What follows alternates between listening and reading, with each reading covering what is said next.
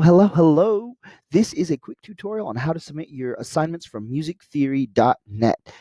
So go ahead and go to Canvas, and inside of Canvas, you're going to go to your left-hand side and go to Modules.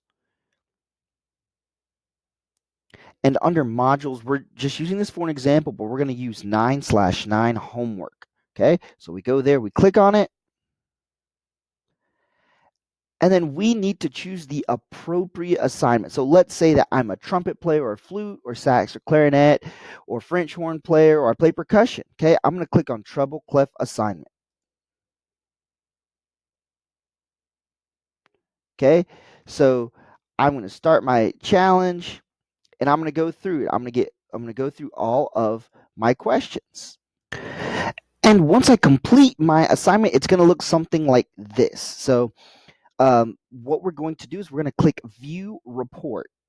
Click View Report, and it gives us this long, all sorts of stuff. What we want to do at the top, it says verification code. Sign the report to generate a verification code. Once signed, the text cannot be changed until the score is reset. Okay, we're going to type our first and last name. If it doesn't have your first and last name, guys, I cannot count it. Okay, and there are people in our band program with the same first name or the same last name. So I need both your first and your last name, so I know exactly who you are, so you get credit for your work.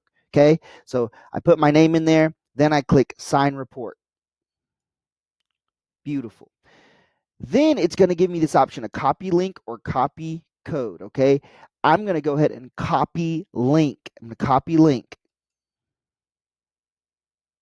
And what that does, it gives me the code so I can submit it to Mr. Liner. Okay, so we're going to pause. And when I go to submit my assignment, it's asking for a website URL. So I go ahead and I click on the website URL and I paste.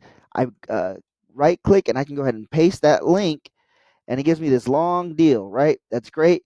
And then all I have to do is submit assignment. And you're done.